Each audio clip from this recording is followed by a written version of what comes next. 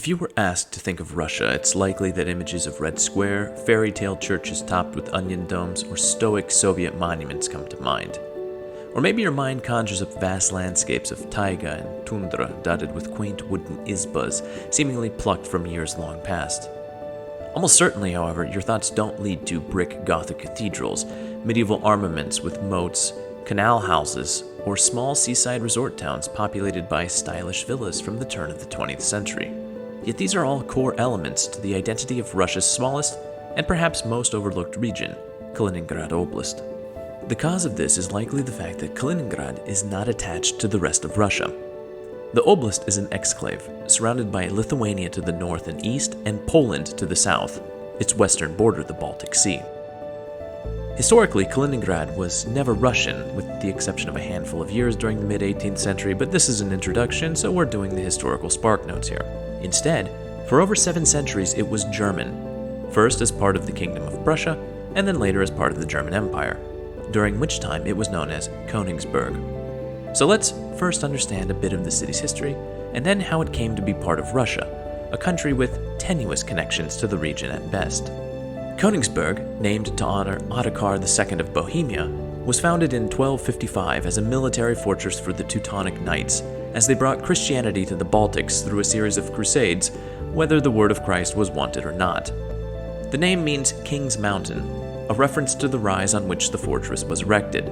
For the first few centuries of its existence, Königsberg was actually 3 smaller settlements, until they were officially merged by the Prussian King Frederick Wilhelm I in 1724. That same year saw the birth of the city's most recognizable figure, Immanuel Kant.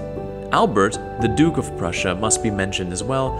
He founded Albertina University in 1544, where Kant would eventually study and teach. Aside from these key figures and historical events, the chronology of Königsberg reads very much like that of any part of Europe from the same time period. For this reason, let's skip ahead to the end of World War II. Königsberg had remained a part of Germany even after the First World War, though interestingly enough, it was also an exclave during those years, separated from the Deutschland by Poland. With the fall of the Nazis, however, the territory would find itself under new management. The Potsdam Agreement gave control of Königsberg to the USSR. Instead of attaching it to the Lithuanian Soviet Socialist Republic, Stalin opted to make it part of the Russian Soviet Federative Socialist Republic, perhaps because he felt the region's access to the Baltic Sea too vital to leave with quote-unquote foreigners, or maybe simply to further isolate the Baltic republics from the rest of Europe. Regardless, the city and region were renamed to Kaliningrad in honor of Mikhail Kalinin, a Bolshevik revolutionary most remembered for putting his signature on orders to carry out mass executions. Moscow then forcibly deported all the German residents from the territory to fully solidify their claims to what was now Kaliningrad. From that point onward, until the dissolution of the USSR, Kaliningrad Oblast was closed to all foreigners and not easy for Soviet citizens to travel to. In 1990, the future of Kaliningrad was made wholly Russian when the Treaty on the Final Settlement with respect to Germany, the document which outlined the reunification process, stated that the modern German state would make no claims to former territories.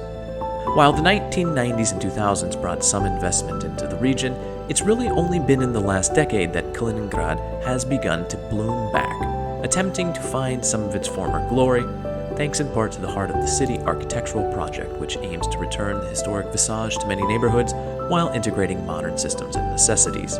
So come along with me on this video series, where we'll explore some of the most famous and popular sites of not just the city of Kaliningrad, but the oblast as well. Along the way, I'll share facts and insights into the region, as well as attempt to answer the question that plagued me through the entire trip. Is Kaliningrad more Russian or European? And what exactly does that mean for something to be Russian?